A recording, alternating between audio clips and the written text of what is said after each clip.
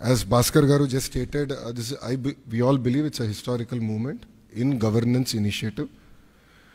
We have seen our leader Chandrababu Naidu Garu 1.0, and as he's saying, this is his 2.0, and this marks with his change in governance also and delivery of e-governance. I believe that this is a true transformation that we're going to achieve. Saying that, this is what we call the Manamitra. It's a WhatsApp governance initiative that's going to be launched by the government of Andhra Pradesh and Meta. It's here to deliver seamless, efficient, citizen-centric public service delivery. You know, to this initiative, we believe that Andhra Pradesh is again at the forefront of e-governance initiatives. In the past, the entire nation used to look at Andhra Pradesh on what are we doing so they can adopt. I believe this is the first step in that direction.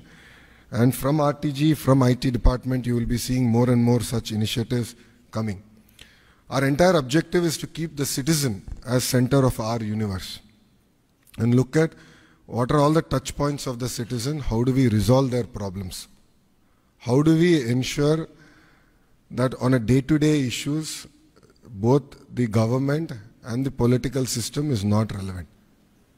So to get basic documents, why should they come to a government office or why should they meet an MLA is a question, is a challenge that I have taken up.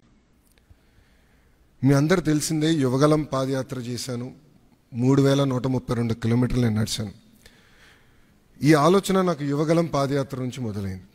మీరు ఒక్కసారి కానీ మా స్పీచ్లు కూడా మీరు చూస్తుంటే, నా speech చూస్తుంటే నేను పదే పదే చెప్పేవాడిని, ఒక బటన్ నొక్కితే భోజనం వస్తుంది, ఒక బటన్ నొక్కితే సినిమా చూస్తున్నాం, ఒక బటన్ నొక్కితే ట్యాక్సీ వస్తుంది, కానీ ఒక బటన్ నొక్కితే ఎందుకు ప్రభుత్వం మీ దగ్గరికి రావట్లేదు, ఆ ఛాలెంజ్ నేను స్వీకరిస్తున్నానని ఆనాడు చెప్పా. అందుకే ఈరోజు మన మిత్ర, ప్రజల చేతిలోనే ప్రభుత్వం, ప్రజల చేతిలో పాలన, మాది ప్రజాప్రభుత్వం, ఈ నినాదంతో ఈరోజు ఇది మేము ప్రారంభించడం జరుగుతుంది. యువగలం పాదయాత్రలో అడుగడుగున ప్రజలు ఎదుర్కొంటున్న సమస్యలు నేరుగా తెలుసుకునే నాకు అవకాశం కలిగింది. పొద్దున నేను బస్ దిగి పాదయాత్ర ప్రారంభించిన దగ్గర నుంచి మళ్ళీ తిరిగి బస్ ఎక్కే వరకు ప్రజలతో ఉన్న, కార్యకర్తలతో ఉన్న, నాయకులతో ఉన్న, ఊరు నుంచి ఊరు నేను నడిచేటప్పుడు కూడా అక్కడ ప్రజలతో మాట్లాడేవాడిని, లేదంటే కార్యకర్తలతో మాట్లాడేవాడిని, నాయకులతో మాట్లాడేవాడిని, వాళ్ళ సమస్యలు నేను తెలుసుకునేవాడిని. అది జరిగినప్పుడు నేను రైతుల్ని కలిసా, మహిళల్ని, విద్యార్థుల్ని, కుల వృత్తుల వాళ్ళని కూడా కలుస్తాం జరిగింది. వాళ్ళందరినీ కలిసినప్పుడు వాళ్ళు ఒకటే అడిగారు, పద్దాక మమ్మల్ని మా కాస్ట్ సర్టిఫికేట్ ఉందంటే ప్రతి ఇన్ని నెలలకు ఒకసారి మిమ్మల్ని ఎందుకు తీసుకోవాలి, ఇన్కమ్ సర్టిఫికేట్ ఉంది మళ్ళీ మేము అధికారుల దగ్గరికి ఎందుకు వెళ్ళాలి, పవర్ బిల్ చెల్లించాలంటే ఎందుకు సీమ్లెస్గా మేము చెల్లించలేకపోతున్నాం, లేదంటే ఆర్టీసీ టికెట్ తీసుకోవాలన్నా మేము బస్ ఎక్కిన తర్వాత ఎందుకు తీసుకోవాలి, ముందరే మేము ప్లాన్ చేసి ఎందుకు తీసుకోకూడదని పదే పదే నన్ను అడగటం జరిగింది. ఇంతేకాకుండా మీరు చూస్తే గత 5 సంవత్సరాల పరిపాలనలో నేను అనేక సందర్భాల్లో సర్టిఫికేట్ రానికుండా చేసిన పరిస్థితులు చూసాం. అంటే అది చూసిన తర్వాత ఎందుకు అట్లా ఉండాలి? మీరు చూస్తే దుగ్గిరాల నియోజకవర్గంలో ఒక ఎంపీటీసీ గారు పోటీ చేస్తుంటే, దుగ్గిరాల మండలంలో ఎంపీటీసీ గారు పోటీ చేస్తుంటే సర్టిఫికేట్ ఆనాడు ఇవ్వలేదు, కావాలని బీసీ సర్టిఫికేట్ ఇవ్వలేదు. సో ఆ రోజు నాకు అర్థమైంది, సిస్టంలో ఒక లోపం ఉంది, ఇది కరెక్ట్ చేయాలి, ఎవరు ఇట్లా సర్టిఫికేట్ కోసం ఎవరు ఇబ్బంది పడకూడదు అనే ఆలోచనతో మొదలైంది. మీరు చూస్తే ఇప్పుడు అందరి జోబులో, ప్రతి ఇంట్లో ఒక స్మార్ట్ ఫోన్ ఉంది, అందరి జోబులో స్మార్ట్ ఫోన్ ఉంది. మా అంచనా ప్రకారం 60% మందికి స్మార్ట్ ఫోన్ అనేది ఈరోజు ఉంది. దాంట్లో ప్రధానంగా వాట్సాప్ అనేది అందరు ఇన్స్టాల్ చేసుకుంటారు. మీరందరూ కూడా వేలాది గ్రూపుల్లో ఉంటారు. నాకు కూడా ప్రభుత్వం పొరపాట్లు చేస్తే నాకు కూడా ఇక్కడున్న మీడియా మిత్రులతో సహా ప్రజలు కూడా మెసేజ్లు చేస్తాం జరిగింది. సో అప్పుడు నాకు వచ్చిన ఆలోచన, అంటే యువగలం పాదయాత్రలోనే లేదు, వాట్సాప్తో వర్క్ చేయాలి, అదొక ప్లాట్ఫామ్, అందరు వాడే ప్లాట్ఫామ్ అని ఆలోచించి నేను సంధ్య గారికి మేము అవుట్రీచ్ చేసి కలిసిన తర్వాత ఒక ఇనిషియల్ డిస్కషన్ అయిన తర్వాత వాళ్ళు ఏమన్నారంటే, ప్రపంచంలోనే ఎక్కడ ఇన్ని సర్వీసెస్ ఒకేసారి ఒకే ప్లాట్ఫామ్ అయినా తీసుకురాలేదు, బిట్స్ అండ్ పీసెస్ వచ్చినాయి. సో ఆర్టీసీ చేసి ఉండొచ్చు, లేదంటే మున్సిపాలిటీ చేసి ఉండొచ్చు, ఎవరు వాళ్ళు చేశారు, యాజ్ అ స్టేట్ ఎవరు చేయలేదు. ఇది వన్ ఆఫ్ ఇట్స్ కైండ్ మీరు చేయగలుగుతారా, అవుతుందా, మార్పు మీరు సిస్టంలో తీసుకురాగలుగుతారా అని నన్ను అడిగారు. సో అక్టోబర్ 22, 2024లో ఢిల్లీలో MOU ఒప్పందం కుదుర్చుకుంటాం జరిగింది. ఆ రోజు నేను ఛాలెంజ్ స్వీకరించాను. డిసెంబర్ నెలాఖరికల్లా లాంచ్ చేస్తామని నేను చెప్తాం జరిగింది. వాస్తవంగా 1 నెల ఎక్కువ తీసుకున్నాం. సో 3 నెలలు 9 రోజుల తర్వాత, అంటే MOU సంతకం పెట్టిన 3 నెలలు 9 రోజుల తర్వాత ఇది లాంచ్ చేస్తాం జరిగింది. వాస్తవంగా ఇది ప్రపంచంలోనే ఎక్కడ చేయలేదు, తొలి రాష్ట్రం మనం. ఇది కూడా మేము నేర్చుకుంటున్నాం దీంట్లో. ఇది పర్ఫెక్ట్ అని నేను అన్ను. లోడ్ టెస్టింగ్ అన్నీ చేసాం, ఇంకా నేర్చుకోవాల్సిన అవసరాలు చాలా ఉన్నాయి మాకు. ఎక్కడన్నా ఆంధ్రుడు వచ్చి లాగిన్ అయ్యి ఎక్కడన్నా ట్రాన్సాక్షన్ ఆగిపోతే ఇమీడియట్గా మేమే తిరిగి ఫోన్ చేయాలని నిర్ణయం తీసుకున్నాం. ఎక్కడ ఫెయిల్ అయింది, ఎందుకు ఫెయిల్ అయింది, సిస్టంలో లోటుపాట్లు ఏమున్నాయని మేము తెలుసుకుంటాం జరుగుతుంది. ఈ సిస్టమ్ని మెరుగుపరుచుతాం.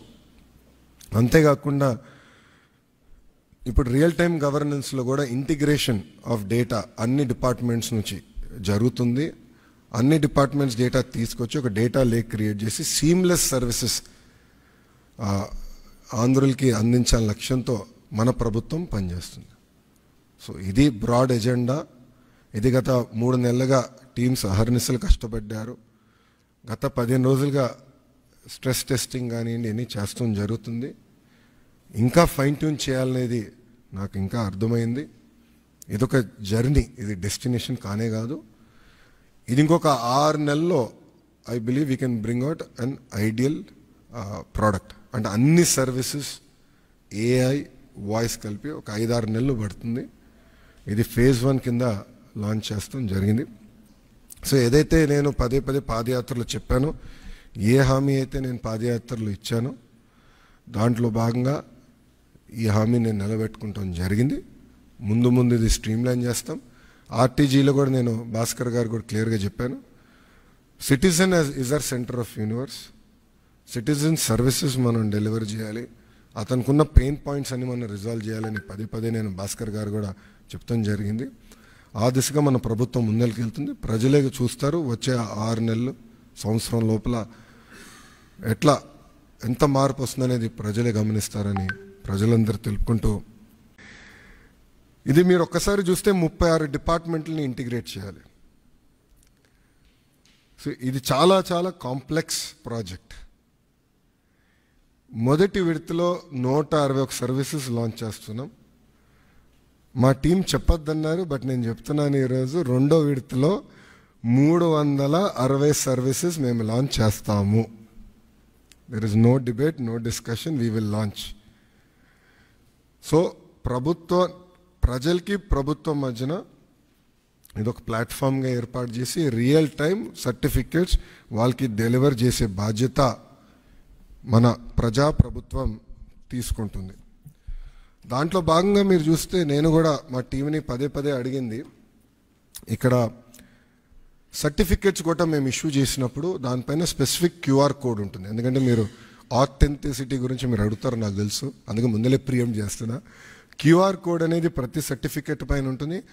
ఆ QR కోడ్ స్కాన్ చేస్తే ఏపీ గవర్నమెంట్ వెబ్సైట్కి లింక్ వెళ్తుంది. ఆ ఏపీ గవర్నమెంట్ వెబ్సైట్ పైన క్లియర్గా సర్టిఫికేట్ పైన ఉండాల్సిన పేరేంటి, వివరాలు ఏంటి వెబ్సైట్ పైన కనపడుతుంది. సో ఎవరు ఫేక్ సర్టిఫికేట్లు జనరేట్ చేసేదానికి అవకాశం ఉండదు. అది బ్లాక్ చైన్ పైన కూడా తీసుకురావాలని మేము నిర్ణయం తీసుకున్నాం. అది కూడా త్వరలో రిలీజ్ చేస్తాం.